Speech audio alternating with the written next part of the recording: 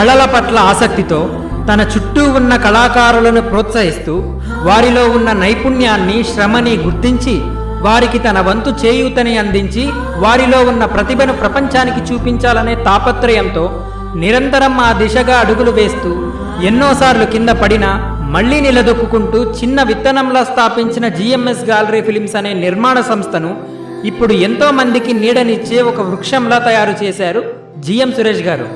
నేను కూడా ఇట్లా ప్రొడ్యూసర్ అంటే నేను ఇంకా కార్బన్ రాళ్ళ అట్లా పోలే. నేను ఇప్పటికీ ఓపెన్ చేస్తున్నా, సిటీ బస్సులో తిరుగుతా, ఆటోలో వెళ్తుంటా, ఊరికి వచ్చిన బస్సులో వస్తా. నేను ఈ ఆ టైంలో ఒకసారి ప్రొడ్యూసర్ ఏదో మీటింగ్ జరిగా, బిజినెస్ మీటింగ్, నేను స్కూటీలో వెళ్ళా. ఓకే టీ షర్ట్ వేసుకొని మామూలుగా వెళ్తే మన వాళ్ళు, సార్ మీరు ఇట్లా ఎవరు నమ్మరు సార్, ప్రొడ్యూసర్ స్కూటీ వాళ్ళు మాట్లాడు, వాళ్ళు వర్క్ మాట్లాడు ఎక్కడ కాదు. ఎగ్జాక్ట్లీ నేను చాలా మంది చెప్తాను, నీ వర్క్ మాట్లాడు, నువ్వు మాట్లాడకూడదు.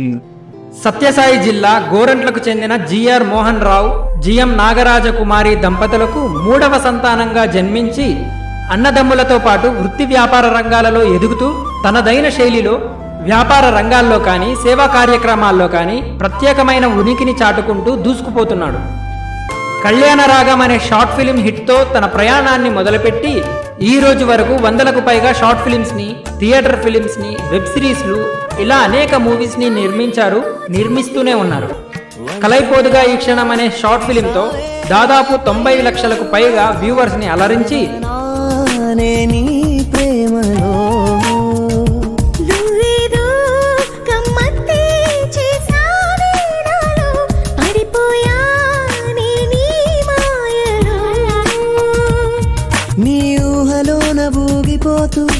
నన్ను నేనే మరచిపోయా,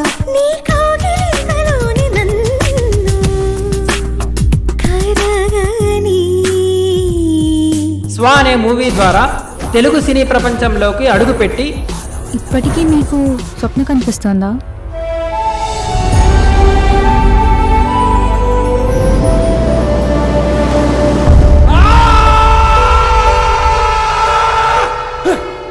జిఎంఎస్ గ్యాలరీ ఫిలిమ్స్ ద్వారా కలలాగా నువ్మారకే. ఇన్నాళ్ళు నీ కళ్ళను మాత్రమే చూసింది నేను. ఒక్కసారిగా నీ కాళ్ళకున్న మెట్టలు చూసేసరికి నా కళ్ళలో నీళ్ళు ఆగట్లేదు.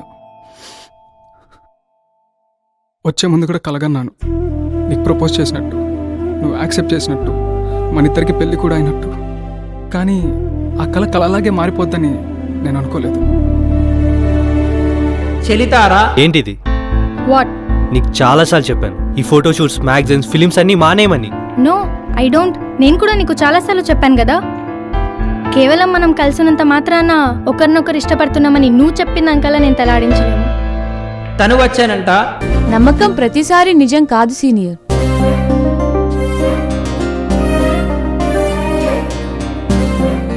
నువ్వే నా జతగా లాంటి అందమైన ప్రేమ కథలు, మిస్సమ్మ లాంటి సిరీస్లు, అర్థం చేసుకో.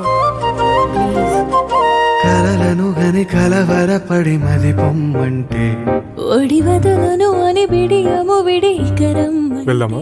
అవును, నువ్వు యాక్టర్ కదా, ఎలాంటి మూవీస్ చేస్తుంటావు? ఎక్కువ లవ్ స్టోరీస్ చేస్తూ ఉంటా. ఎందుకు నవ్వుతున్నావు? ఏం లేదులే, నువ్వు అమ్మాయిలతో మాట్లాడడానికే ఇబ్బంది పడుతున్నావు, ఇక లవ్ స్టోరీస్ ఎలా హ్యాండిల్ చేస్తావా అని. ఎప్పుడు గుర్రని, కోపంగా, గంభీరంగా కనిపిస్తావు కదా, అందుకని అలా నవ్వా అంతే, ఇంకేం లేదు.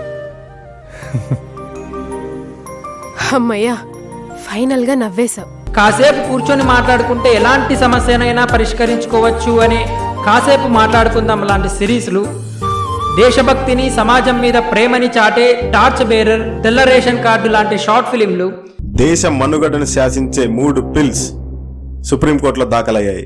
రైతు కష్టాన్ని చూసి చెల్లించి నిర్మించిన నాగలిపోటు, సేద్యం లాంటి సినిమాలు. వ్యవసాయానికి రాజు ఆత్మహత్యకి ఏమైనా సంబంధం ఉందా? కూటికి గతిరిన రైతులు మన చుట్టూ కొల్లకున్నారు. కాకపోతే నా కొడుకులకి తినటానికి తిండి లేకపోయినా నా భూమి అనే పిచ్చి నెత్తికెక్కుంటుంది.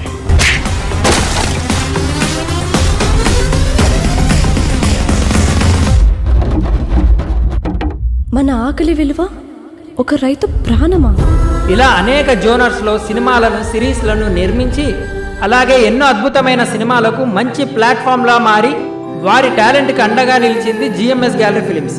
సో నా దగ్గరకు వచ్చే వాళ్ళకి నేను అదే చెప్తా, నువ్వు లవ్ స్టోరీ ఏదైనా చెప్పు, కానీ దట్ షుడ్ బి ఓ మెసేజ్.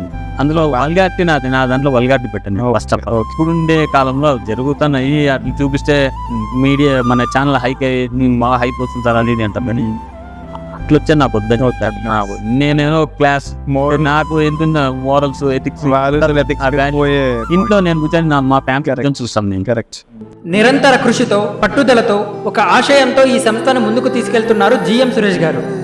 ఆయన ఇలాగే మరెన్నో మంచి సినిమాలను మనకు అందించి ఇంకా ఎంతో ఎత్తుకు ఎదిగి ఆయనతో పాటు ఎందరో కళాకారులను పైకి తీసుకువెళ్ళాలి. అంతవరకు ఆయన పయనం కొనసాగుతూనే ఉండాలి. ఆయన సేవలు సినీ రంగానికి అందిస్తూనే ఉండాలి అని ఆ దేవుడిని మనస్ఫూర్తిగా కోరుకుందాం. కానీ నాకు స్వామి మూవీ చేసినప్పుడు ఎప్పుడు నేను మంచి హ్యాపీ ఫీల్ అంటే రాకెట్ షూట్ జరుగుతాను. ఆ షూట్కి వెళ్ళినప్పుడు చూసా దాదాపు లైట్ బాయ్స్ వాళ్ళు వీళ్ళంతా కలిపితే 80 మెంబర్స్ ఉంటారు దగ్గర. 80 మెంబర్స్ భోజనం చేస్తున్నారు, అందరూ లైన్ పడి తీసుకెళ్తున్నారు. నేను వెళ్ళి తీసుకున్నా, తిన్నా వాళ్ళతో పాటు లైన్ లేదు సపరేట్ అన్నారు, ఏమొద్దంటారు. కానీ ఎంత హ్యాపీ అనిపించిందంటే ఈ రోజు ఒక సినిమా వల్ల 80 మంది ఆ రోజు భోజనం ఇంతమంది ఫ్యామిలీస్ వాళ్ళు ఎంత హ్యాపీ ఫీల్ అంటారు. బోనాలు చేసి పెట్టే వంటవానికి చేసేవాడికి క్యాటరింగ్ వాడికి ఒక వర్క్, తీసుకొచ్చిన ట్రావెల్ వాడికి వీళ్ళు 80 మంది భోజనాలు చేస్తుంటే నిజంగా ఎంత హ్యాపీ అనిపించిందంటే ఇది ఆపకూడదు అనుకున్నారు.